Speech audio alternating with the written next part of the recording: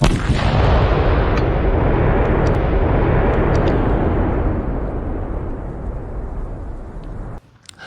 my name is Steve Rudd from Canada, and I'm glad to be here with you. And I want to bring your attention to a number of critical dates historically.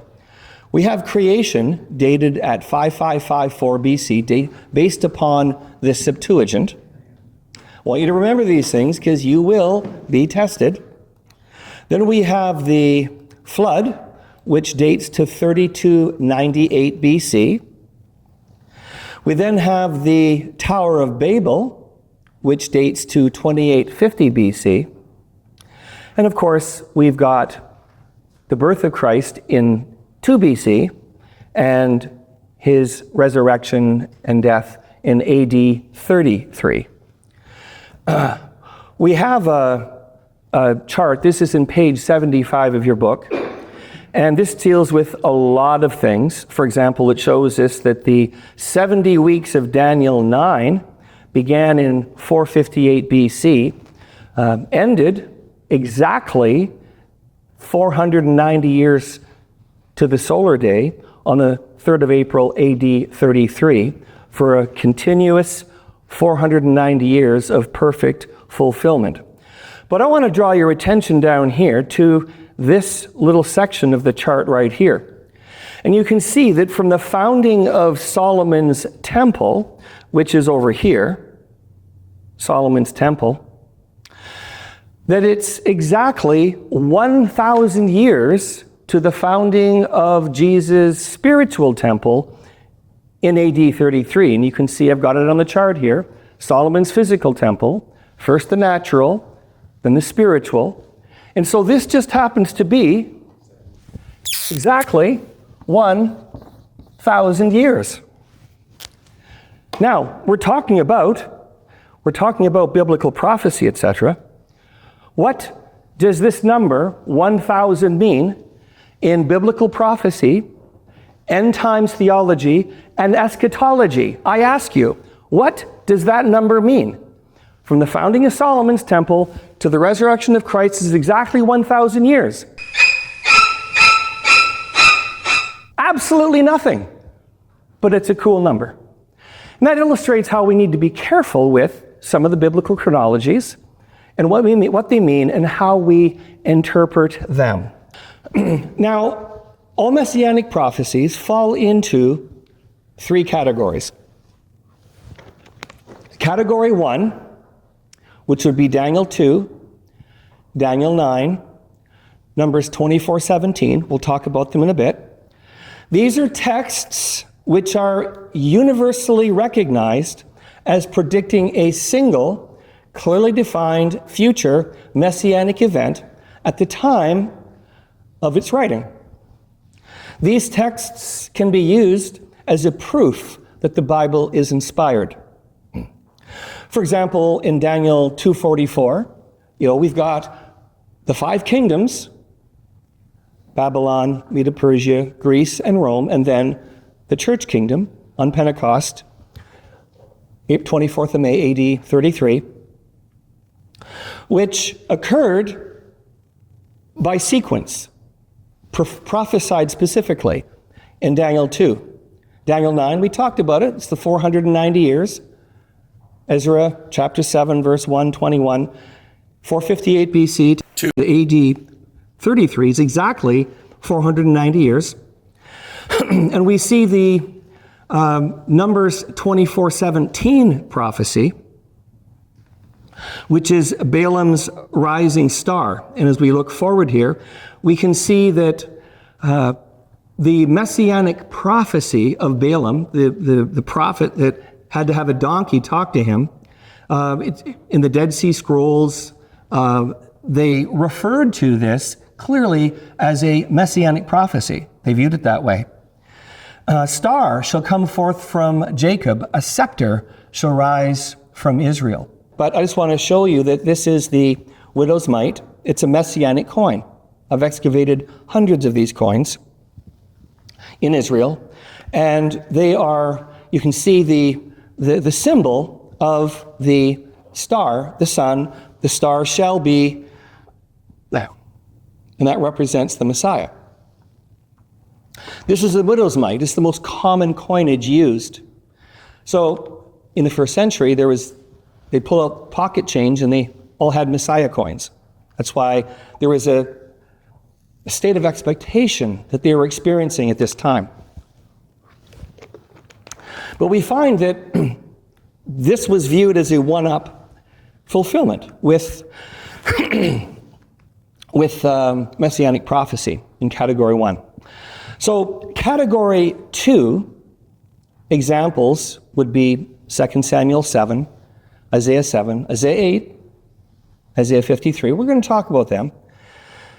The second category, these are texts that were prophetic of a specific event that was fulfilled shortly thereafter, but later understood to be a dual prophecy fulfilled in Jesus. For example, in 2 Samuel 7:13, David is told, "You will not build a temple for me. You're a man of war. But your son who will come after, he will sit on your throne and he will build the temple." Now, David initially would refer this to his son Solomon.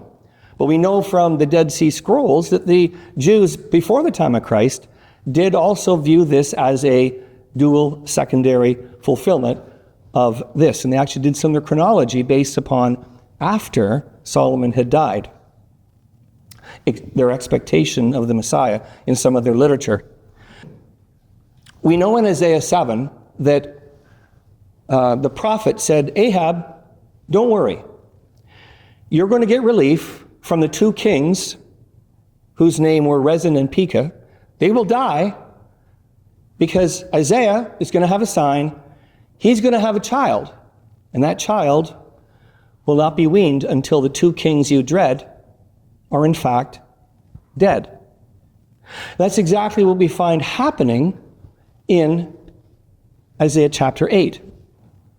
That Isaiah, his own wife, or his betrothed, had a child, and before the child was brought to full age, the 2 kings of Israel, Pekah and Rezin, and of Damascus, of course, were dead.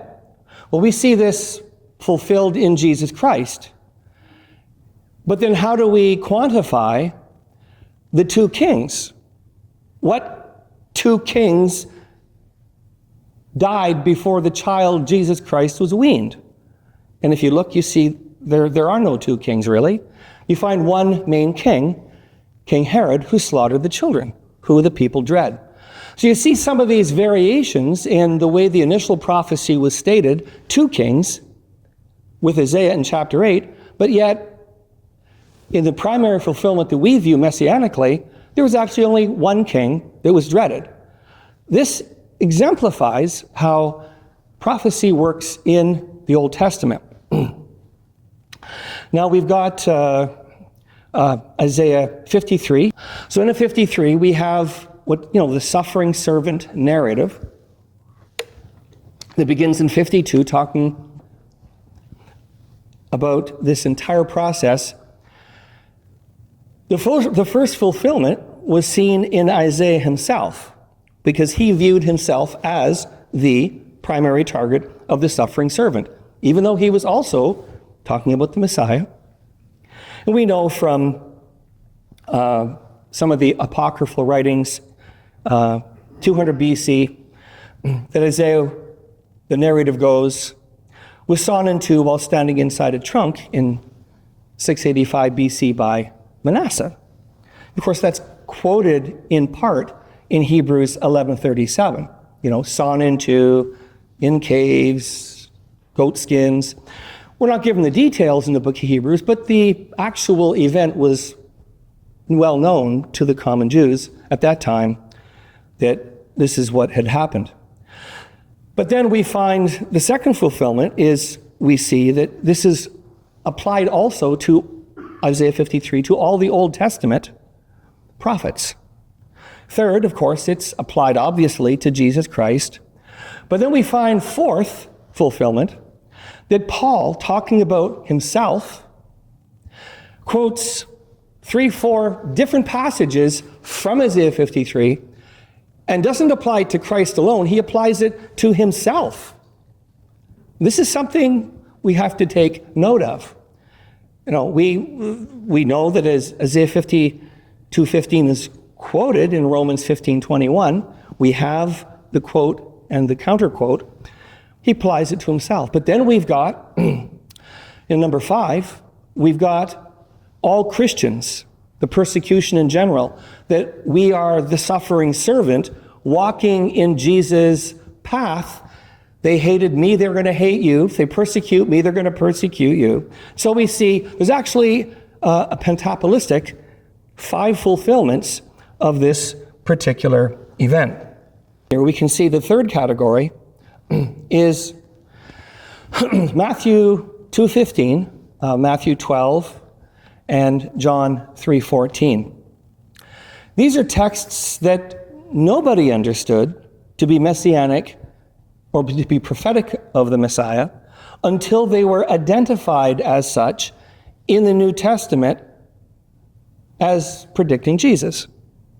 Taken by themselves, these texts, there's no indication that they were messianic or prophetic in any way. These texts prove God's foreknowledge, who caused 2 historic events centuries apart to mirror and echo one another. The first event is based upon a well-established historical typology, and the second one is then by echo fulfilled in Christ, obviously. And the inspired writers, through the Holy Spirit, make that application so we're not guessing.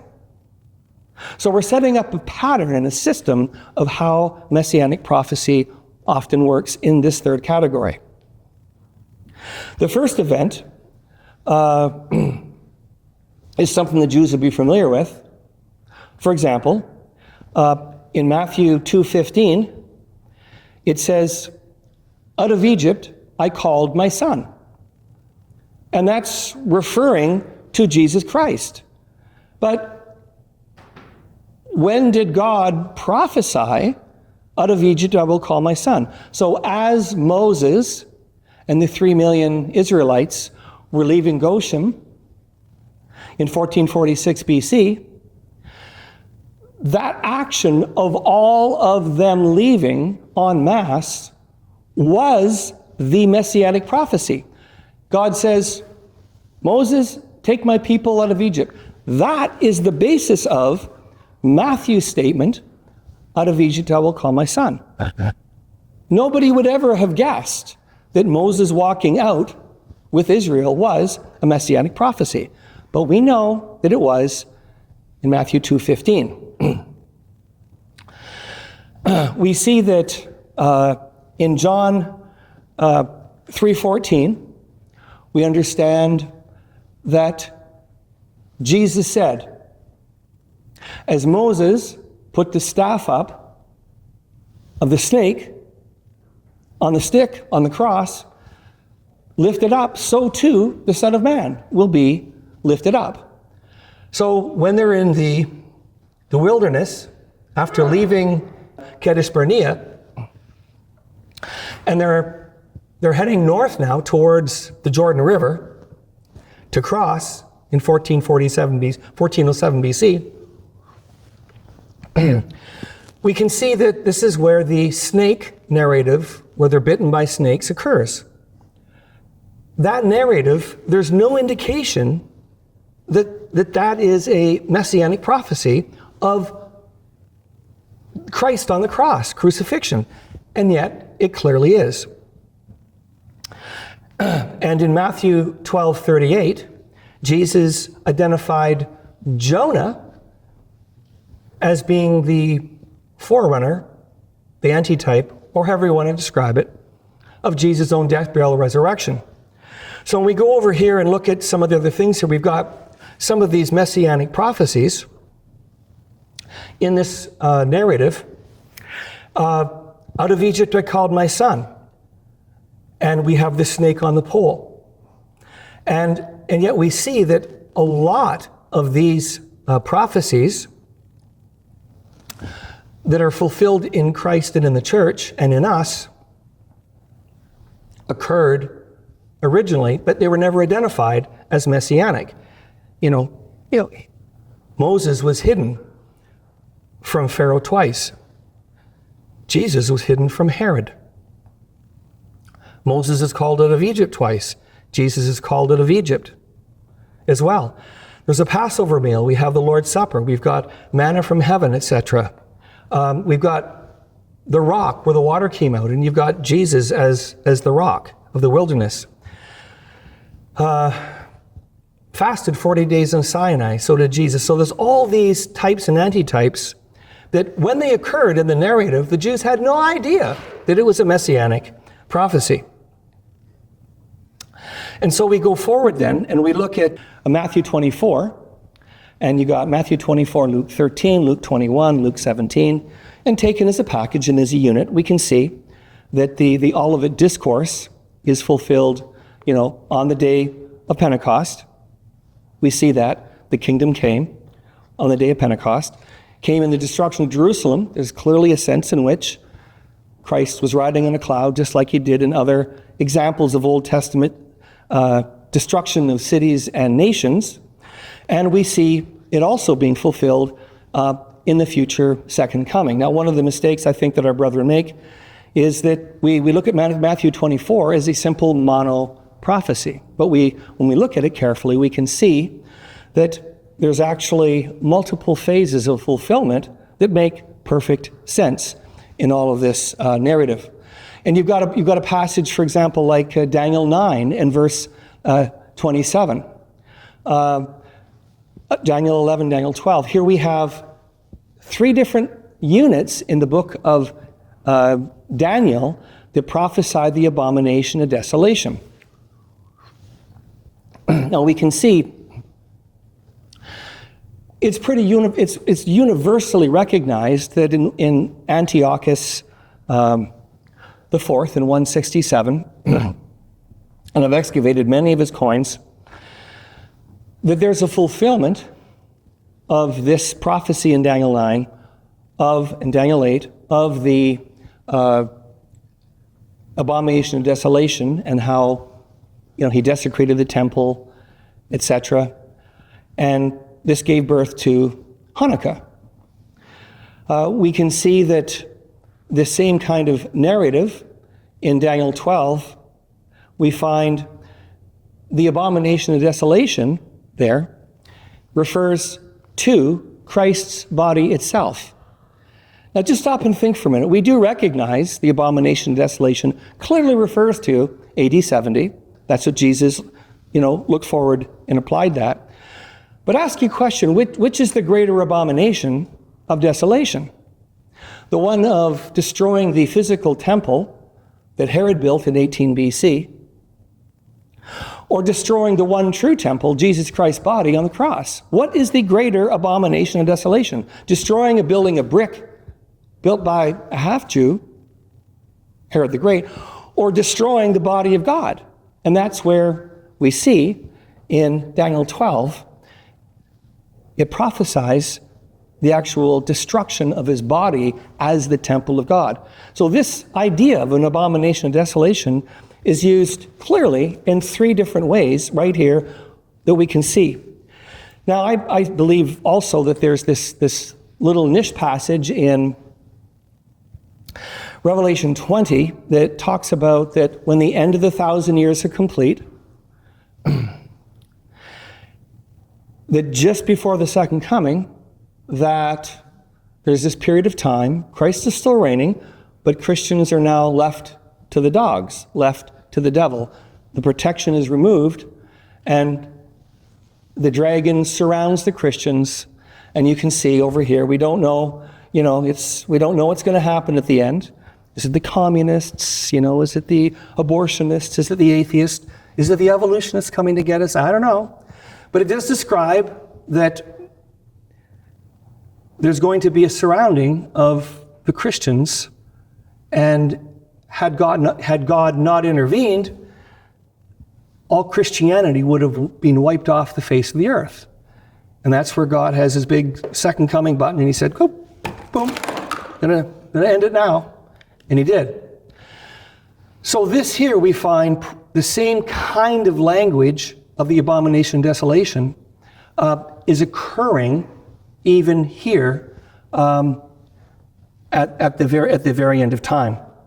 We've got these three categories of messianic prophecy.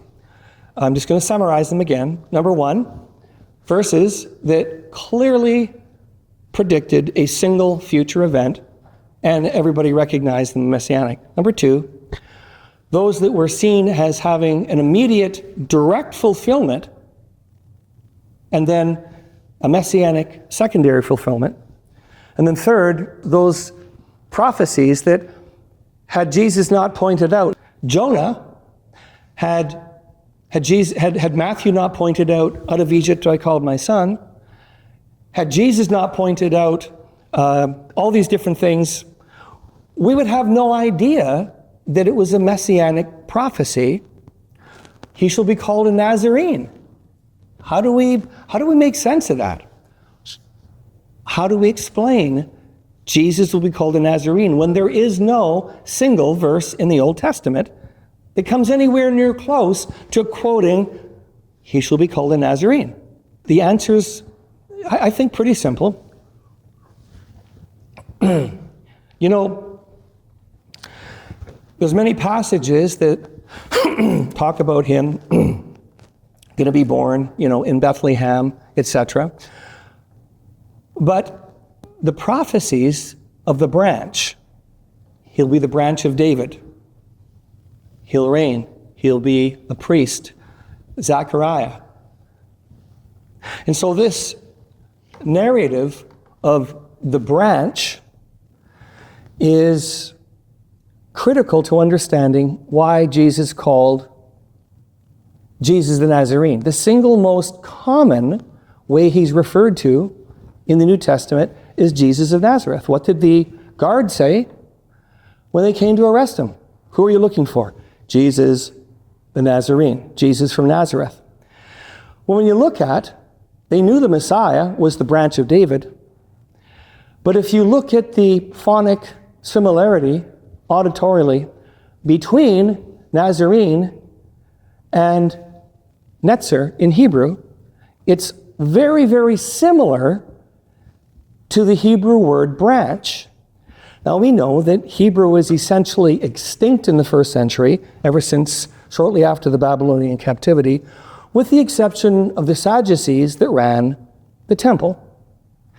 As you will see in the origin of synagogues discussion we're going to have, that the synagogues had a Greek Septuagint, they had a mikvah, which is a baptistry, and Paul would go around and pick up their Greek Old Testament, preach Jesus, and then go out and baptize them in their mikvahs. When the Hebrew-speaking people heard the masses referring to Jesus the Nazarene, if you spoke Hebrew, which the Sadducees did, they heard Jesus the branch. That explains, I think very simply, how it says he shall be called a Nazarene. He shall be called a branch. There's actually two other ways of looking at it, and I think all three are valid. But once again, this illustrates how Old Testament prophecy worked and how it doesn't fit this cookie cutter idea that we have where you've got 60 prophecies in the Old Testament and here's 60 direct fulfillments, as if they're fulfilling a future event. Many of these 60, we don't even know they're prophecies until the New Testament writer identifies as such, and we look back and see, oh, I didn't know that was a prophecy. They didn't see Jonah as messianic of Christ. They didn't see the snake on the pole as Jesus on the cross. So that's kind of the nature of what we have here